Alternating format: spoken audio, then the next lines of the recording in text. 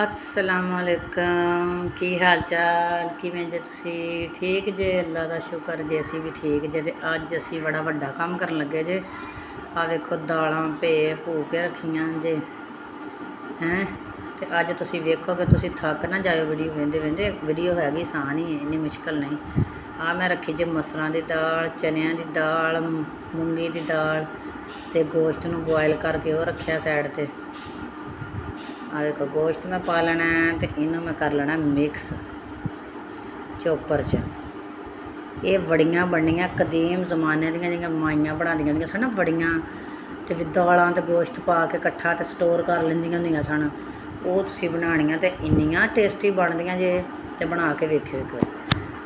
ते एह् बनाना आपां शुरू करन लगे हाँ। इनू बड़ियां नूं इस तरह बनाना है भी उन्हां सारियां चीज़ां नूं मिक्स करी जाना। मतलब ये भेतियां रात दियां ही ने। रात दियां भे लो तुसीं भावें 4 घंटे सुबह भे लो तां भी सही है। आ देखो मिक्स हो गई दाल। इन्हां नूं आपां सारियां दालां नूं मिक्स कर करके कड्ढी जाना।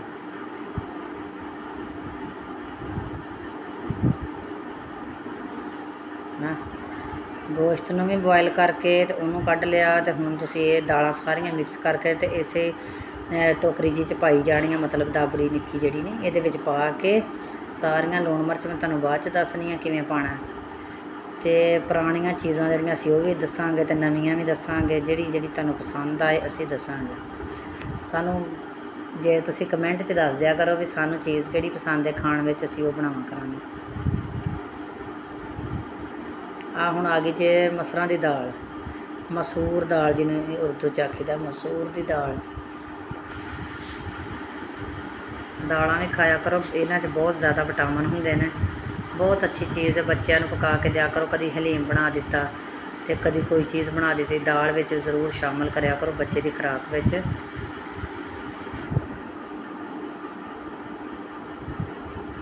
है हुण हो गई दाल। चने की दाल मैं इनू करन लगी मिक्स।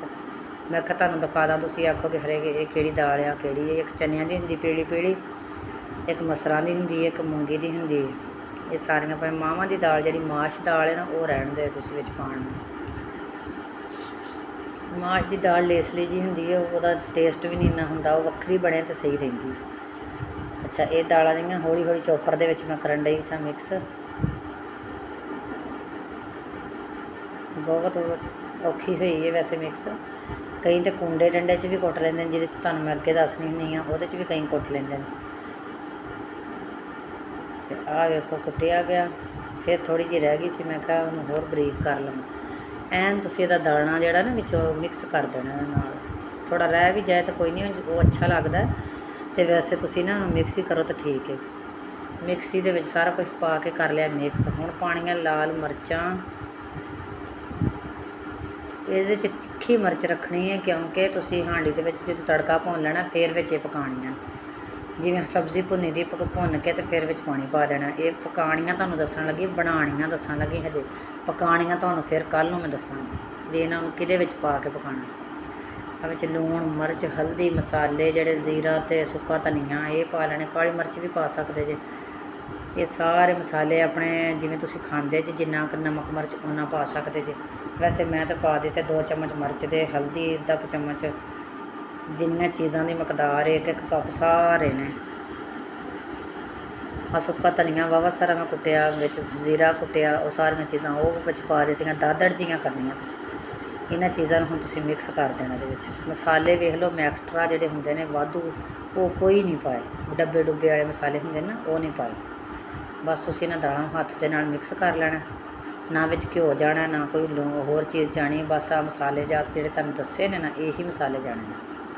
ਹੱਥ ਨਾਲ ਅੱਛੀ ਤਰ੍ਹਾਂ ਤੁਸੀਂ ਇਹਨੂੰ ਮਿਕਸ ਕਰ ਲੈਣਾ। ਫਿਰ ਟੇਸਟ ਮਾੜਾ ਜਿਹਾ ਕਰਕੇ ਵੇਖ ਲਿਓ ਵੀ ਨਮਕ ਮਿਰਚ ਘੱਟ ਤਾਂ ਨਹੀਂ, ਫਿਰ ਵਿੱਚ ਹੋਰ ਪਾ ਲਿਓ। ਕੱਪੜਾ ਵਿਛਾ ਲੈਣਾ ਧੁੱਪ ਦੇ ਵਿੱਚ ਅਤੇ ਉਹਦੇ ਉੱਤੇ ਆ ਵੇਖੋ ਤੁਸੀਂ ਪਾਈ ਜਾਣੀਆਂ।